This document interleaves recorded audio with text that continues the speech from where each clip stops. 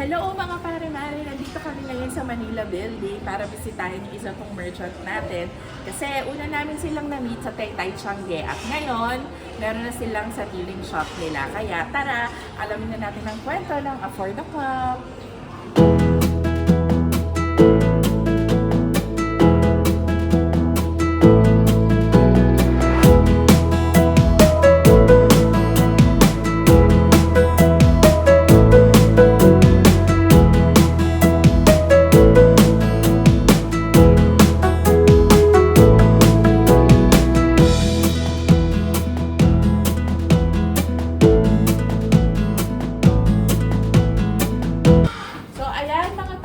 Kasama po natin yung mga may-ari ng Afford the Cup, si Maring Rams at si Maring Hello po Grace. mga pare.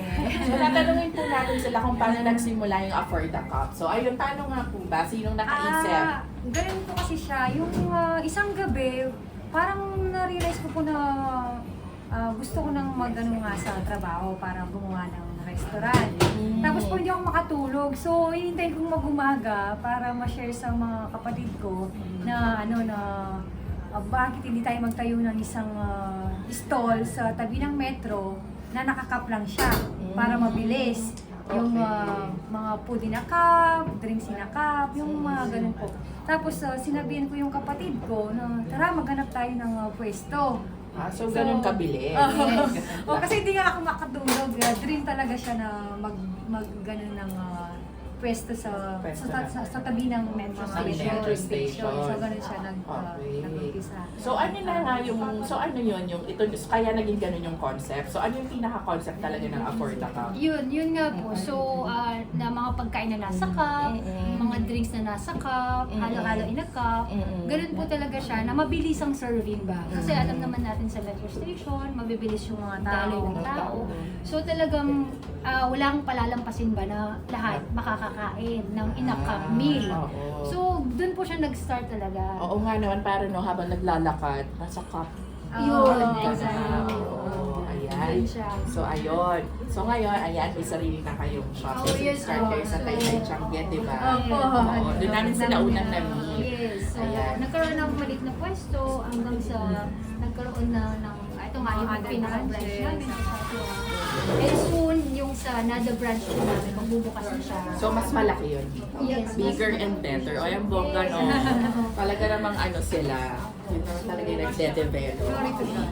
Ayan. Sige po. Thank you! Ayan, mga pare-mare, syempre, kailangan natin tanungin kung ano yung dapat natin tikman dito at saka dapat natin orderin dito, okay? Paring Glenn at saka kay Paring Mario. So, ayun. Ano po yung pwede kong, dapat kong matikman dito? Siguro po yung mga bestseller namin tulad po ng palabo, halo-halo, at saka yung mga bagong release na mga menus tulad ng mga bravos, saka yung ice cream sandwich po. Ice cream sandwich. Ano yung, nasa tinapay, no? Kayo po, ano po, pag first time dito, kunyari, first time na dumayo, ano yung dapat, ano yung may-recommend mo? Sa akin po, nai-recommend ko yung palabok yan. Palabok, oo nga, nagdaan Yung mo. halo-halo. Ayan. So, alam nyo na po, mga pare-mare, palabok, tsaka yung mga halo-halo series nila. Halo-halo series. Ayan. Sige, syempre, excited na ako tikman yan lahat. Actually, tikman ko na nun. Pero masarap siya talaga, hinanap-hanap ko. Ayan. Thank you! Thank you po.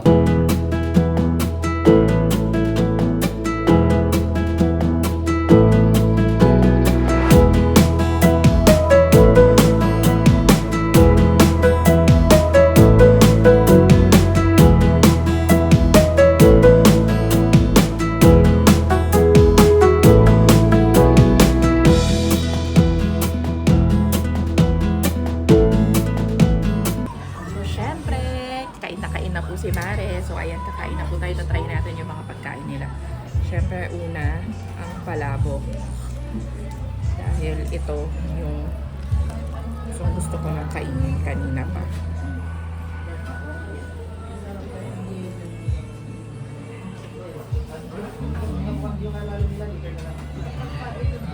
Grabe, ang sarap pa rin, hindi nagbago.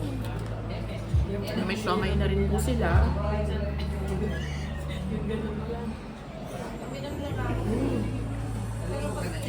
Sarap. Sarap din, homemade to eh. Ito bago to, di ba? Yung Bake Mac nila.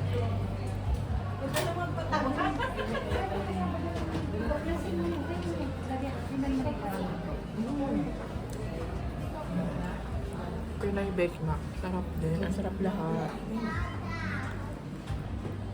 O, meron tayo roasted chicken. Tapos ito, meron na rin sila yema cake. With a twist. At massage sa loob.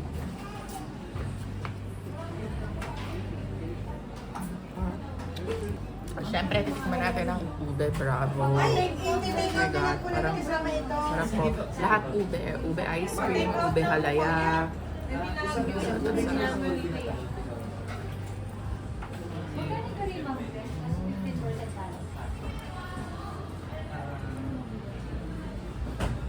Sarap.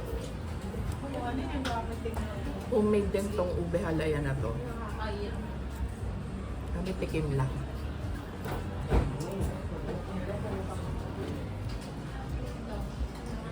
Kami ang harap. Happy birthday!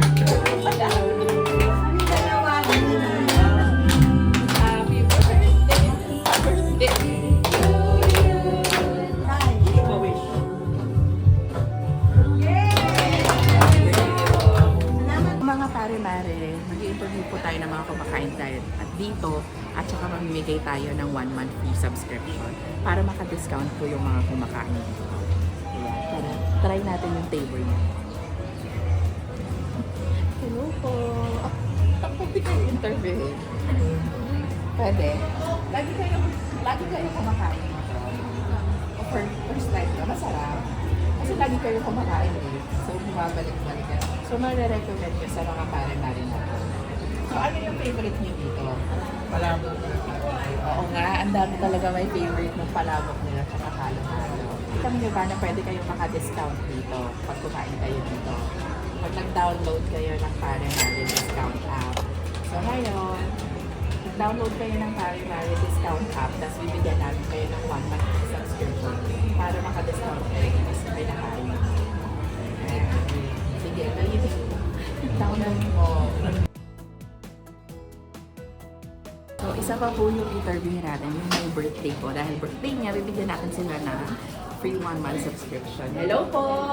Happy birthday po ulit! Thank you po! Dahil po birthday ninyo, bibigyan po namin kayo ng free 1 month subscription po sa pare-mare discount app para tuwing kakain kayo dito sa Afford the Cup, makaka-avail kayo ng 15% discount. Ayan. So, dapat download nyo po muna yung app ngayon, tapos mag-register kayo, tapos bibigyan namin kayo ng ano, tapos makaka-15% discount na kayo dito ngayon sa Hinati. Starting now?